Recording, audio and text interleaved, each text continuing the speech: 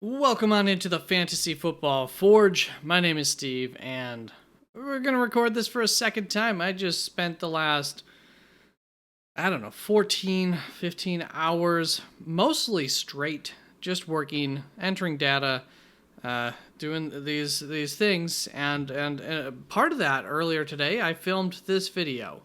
And then as I was getting ready for bed, I deleted that already filmed video. So here we are again with the running back rankings. Thank you, members, so much. You too can become a member for just 99 cents. A few members recently joined the community, joined the channel. So, yeah, very much appreciate that.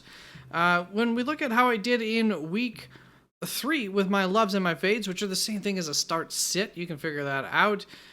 For the running back position, a lot of failure for me. So I do 2 loves, 2 fades for the running back position. Both of my loves were very, very much not good last week. Zamir White and Tony Pollard. So apologies there. And then my fades, I picked Joe Mixon. He, that kind of gets disqualified. But Cam Akers played, only had 21 rushing yards, 8 receiving yards. It did add a touchdown on that to become the running back 26, but you can see why I was concerned about Joe Mixon through some of the struggles of Cam Akers. Of course, we don't really actually know.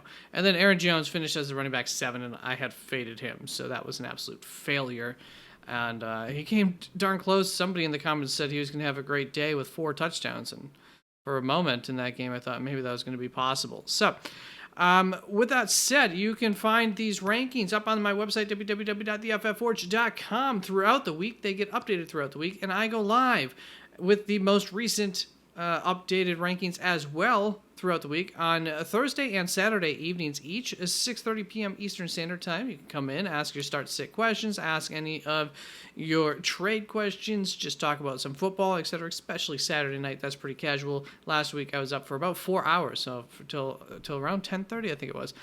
And then this is new to some of you, so I do expected ranges. It's a projection. It's just a bottom, a low end, and a high end projection, so you can see the low end, the high end, and then I just have a visual bar in the middle there to kind of help visualize it for those who like that. So with that all out of the way, let's get to my rankings, my loves, my fades. My first tier is my first 5 running backs this week, starting off with Saquon Barkley, Breece Hall, Alvin Kamara, James Cook, and Bijan Robinson. So I think this is pretty self-explanatory. These are my, we're going to start them no matter what, really. And this tier is not too far off. And it begins at running back 6 with Derrick Henry, followed by Kyren Williams, Devon Achane, Jordan Mason, David Montgomery, Jahmyr Gibbs, Jonathan Taylor. I'll try to remember to make that 20 there clear in a little bit. Aaron Jones, James Conner, and Brian Robinson. Actually, Jonathan Taylor, my fade of the week. One of my 2 fades of the week for this position. Real quick for him is that Pittsburgh is the 2nd best rushing defense that there is in the league. And it's pretty close to being the best. So, obviously, I'm very concerned about the upside here in this game. And I could have pushed him, wanted to push him as far back as about running back 20. I guess is where I'm saying if you want to start any of the guys that I have ranked between running back 13 and 20 there, feel free, go right ahead. You have my blessing without even having to ask. And also, my first love of the week here for the running back position is David Montgomery. Going up against Seattle this week, Seattle has not allowed a lot of fantasy points to the running back position this year, so why do I have him so high, even above Jahmyr Gibbs? Well, because there are signs that they can be had on the ground. Seattle, that is. They're actually allowing over 100 yards to the running back position per game. That's the 13th most in the league. Not incredibly high, but it starts to drop off pretty quickly right around that point. They're good at limiting receiving efficiency as well. That's, where Jahmyr Gibbs can, one of the ways that Jahmyr Gibbs can kill a team. So I expect that Detroit will once again pinpoint this area of weakness and use their best back to attack it. And I think that David Montgomery is going to be the best back to attack the specific weakness that Seattle has in the running game. And this could be a similar kind of strategy to last week's game. If they can get the lead early and hold on to it, if Seattle gets the lead early and builds on that even, I'll probably be wrong, and Detroit would be in trouble of losing this game. I do think that this is a game that they have to watch out for. Seattle's pretty good. And other than that, in this tier, let's see. I have concerns about Kyron Williams, but it's going to be really, I don't think I can convince anybody to sit him. So we just left him up here. Devon Achane, obviously there are some concerns there, but there's some great upside, just as there still is with Kyron Williams as well. Jordan Mason going up against New England. Like, I don't love these matchups here, but we'll trust the talent and the teams and what they've done so far this year. That's going to bring us on to this next tier of running backs. My running back 16 is Zach Moss, and that goes all the way down to my running back 21. My cat's acting crazy, which is distracting me. So Zach Moss, my running back 16, followed by Tony Pollard, Josh Jacobs, Travis Etienne Jr., Devin Singletary, and J.K. Dobbins. Snicker, what are you doing? Oh, you know what it might be. Big reflecting light on in the window might be messing with her. A lot of shadows probably going on because of the lighting at night. All right. So Zach Moss going up against Carolina, Tony Pollard going up against Miami. Excellent running back matchups. Same with Devin Singletary. This whole tier could go in any order. This is one of those tiers where I just didn't know, and so I can make the argument for myself, for you, to start Zach Moss, Tony Pollard over the big names of Josh Jacobs and Travis Etienne, who Josh Jacobs in a really tough matchup against Minnesota. We've seen Minnesota really make it tough for this Shanahan system. Specifically, and Green Bay is a part of that. I think they have a couple of different wrinkles in their system since the Shanahan days, but still, Minnesota's caused a lot of troubles for that. So that's a big concern there. Plus, they've been really good against the run. Travis Etienne going up against Houston. They've also been quite good against the run. I do see some upside there.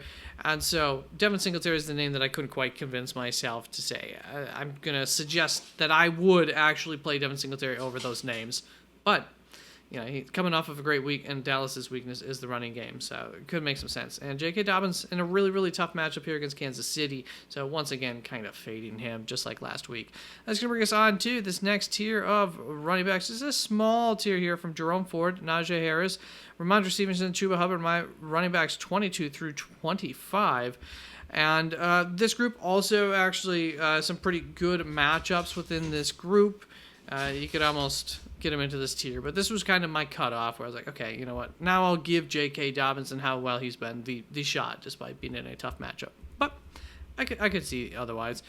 And Chuba Hubbard, really good matchup against Cincinnati. San Francisco's actually been a surprisingly solid matchup there.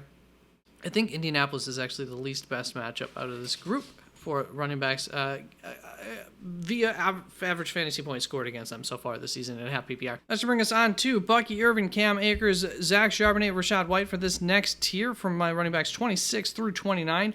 And curiously, I have Bucky Irvin ranked ahead of Rachaad White.